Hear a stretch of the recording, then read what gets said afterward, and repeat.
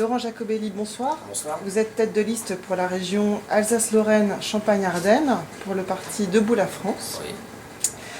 Tout d'abord, pourriez-vous nous dire quel est votre projet et quelles seront vos priorités en tant que président de région? Alors, tout d'abord, d'une manière générale, je pense que cette grande région s'est faite dans le dos de la population. Quand on interroge les Champardonnais, les Lorrains, et surtout les Alsaciens d'ailleurs, mais tout le monde, ils sont tous contre, très majoritairement, cette grande région. Et j'ai toujours du mal à accepter une réforme qui se fait contre le peuple. Maintenant, la loi est votée, je suis républicain, et nous respecterons la loi, mais ce que je propose, et c'est probablement même ma proposition la plus forte, c'est d'avoir à mes côtés, quand je serai président de la région, 3 vice-présidents. Un vice-président qui s'occupera de l'Alsace, un vice-président qui s'occupera de la Lorraine, et un vice-président, bien sûr, qui s'occupera de la Champagne-Ardenne. Chacun au plus proche du terrain, chacun en contact avec la population, et chacun gérant un budget dédié, égal à celui qu'il est aujourd'hui pour chacune des régions, et continuant à mettre en place des politiques de proximité en matière de transport, en matière de développement économique, en matière d'éducation, de formation, et dans l'ensemble des mesures qui seront décidées par le Conseil régional. Voilà ma mesure, on va dire, phare lors de ces élections. Comme vous le savez, la famille est au cœur de l'action de la Manif pour tous. Quelle est la conception de la famille qui guidera votre action politique et qui guide votre action politique? Alors on touche là à des sujets qui sont personnels.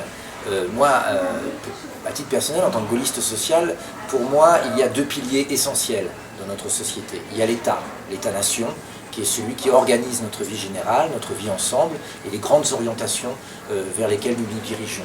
Et puis il y a la deuxième cellule qui est la famille. La famille au sens, j'allais dire, qu'il a toujours eu, et pas au sens où la novlangue post-68 art de la redéfinit. Une famille, c'est un papa, une maman et un ou plusieurs enfants. Et cette famille-là, c'est là qu'on apprend, c'est là qu'on est éduqué, c'est là qu'on se transmet des valeurs, qu'on se transmet des traditions, et qu'on se transmet aussi tout ce qui fera que ces enfants deviendront demain des parents. Et je pense que cette famille et cet État-nation sont 2 piliers essentiels. Et je constate avec beaucoup de tristesse et beaucoup de regrets que les 2 sont sapés, détruits de manière quasi systématique depuis des décennies pour l'État-nation et depuis quelques années pour la famille. La France, en tant qu'État-nation, j'ai le regret de vous le dire, que ça n'existe plus. La France aujourd'hui est un des lenders de l'Union européenne dirigée par Madame Merkel. Nous avons perdu cette spécificité. Et là où la famille aurait dû être un rempart, un mode de transmission de nos traditions, de nos cultures, alors que l'État était en faillite, de ce point de vue-là, eh bien la famille, elle aussi, a été attaquée, et principalement par le gouvernement socialiste, qui, à tous les niveaux, a voulu que cette idée même de famille disparaisse. À l'école, quand on voit qu'il y a des livres où on nous explique que mon papa est une maman, que papa porte une jupe, je ne comprends pas l'intérêt d'introduire ça dans les programmes de l'éducation nationale. Et puis, on le voit bien, la baisse des allocations familiales, la baisse du quotient familial, toutes ces mesures qui ont été prises, notamment sur la prime, la baisse de la prime de natalité, tout ça fait en sorte que l'idée même de famille est mise à mal. Et je pense que le devoir d'un élu aujourd'hui, c'est de se lever contre ça. En tout cas, moi, c'est ma conception.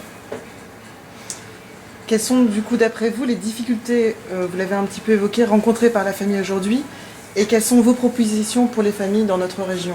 Alors, il faut savoir, je vais être très honnête avec vous, que la politique familiale n'est pas une des composantes essentielles des devoirs de la région et des pouvoirs qui lui sont attribués. En revanche, la région n'est pas sans moyens par rapport à cette famille.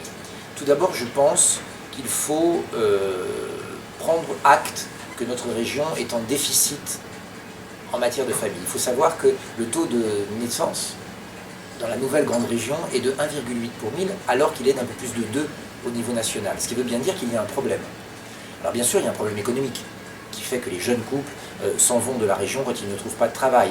Mais il y a aussi un problème d'ensemble que la région peut partiellement aider. Et par un certain nombre de mesures, on peut aider les jeunes couples à rester. Et notamment, nous envisageons de se substituer à un État défaillant en versant une prime à la naissance pour les foyers de la région. Alors, pour ne pas grever le budget de manière trop forte, et pour rester dans des équilibres budgétaires auxquels je tiens beaucoup, cette prime devra être située entre 75 et 100 euros. Ça ne comblera pas la perte de 400 euros suite aux décisions du gouvernement. Ce sera quand même un geste et qui permettra aux familles d'être soutenues dans leur volonté de rester dans la région. Et puis nous mettrons en place aussi un certain nombre d'outils comme un passe-famille qui servira au transport, à l'achat de livres, scolaires principalement, bref, qui aidera la famille, l'ensemble des membres de la famille, à vivre mieux et à compenser un petit peu, dans la mesure des moyens de la région, la baisse de l'aide de l'État. Monsieur Jacobelli, vous engagez-vous à assurer l'égalité entre les enfants, notamment entre ceux qui participent du système scolaire privé et ceux du système public? Égalité pour les subventions scolaires, la cantine, les transports scolaires? Pour moi, il n'y a pas deux catégories d'enfants. Il y a les enfants, c'est-à-dire l'avenir de la nation. Et je ne vois pas à quel titre, en tant que président de région, je pourrais décider que tel enfant a plus de valeur ou plus d'intérêt que tel autre enfant. Donc pour répondre simplement à votre question, oui, je m'engage à traiter de manière équitable tous les enfants, quel que soit le type d'éducation que les parents auront choisi pour eux. Une question intéresse également les électeurs, celle des subventions accordées par la région. Selon quels critères et quelles modalités accorderez-vous ces subventions? Êtes-vous prêt également à publier en ligne la liste des associations et le descriptif des projets soutenus par la région?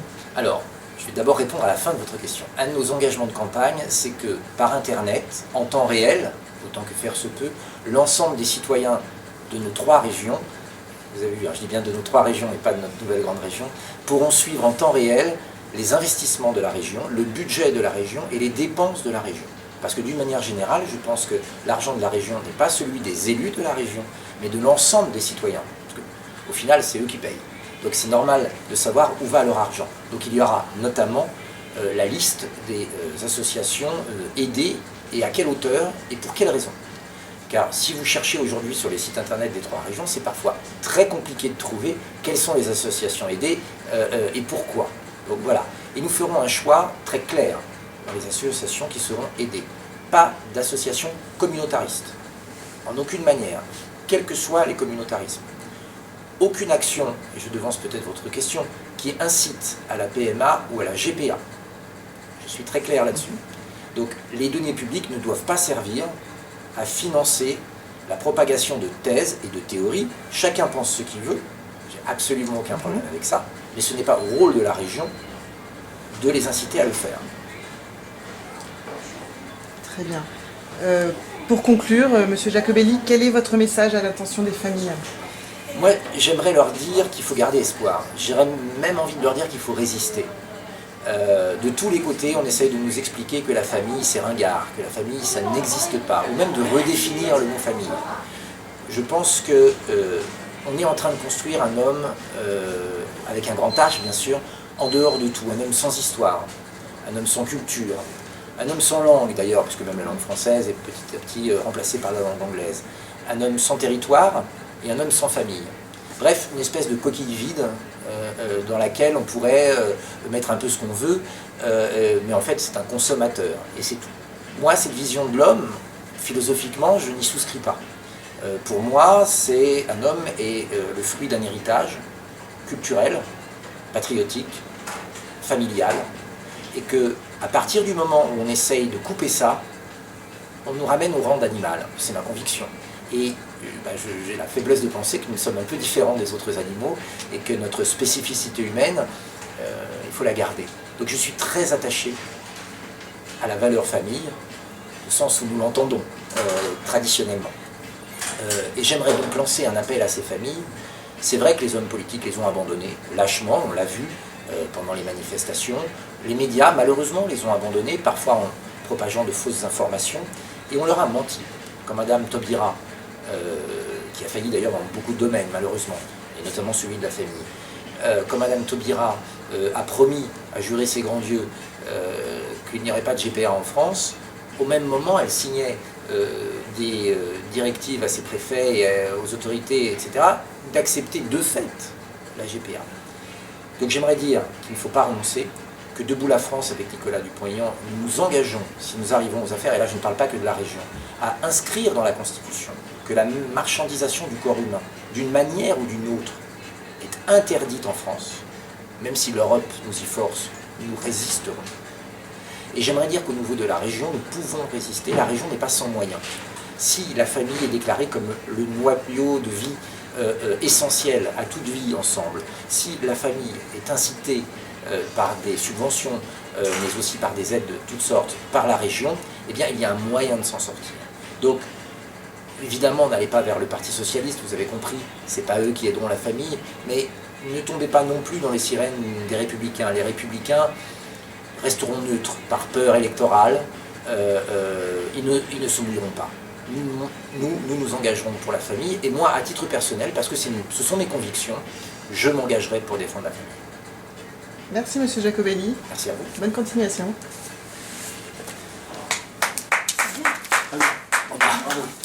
Merci. Moi, ça vient du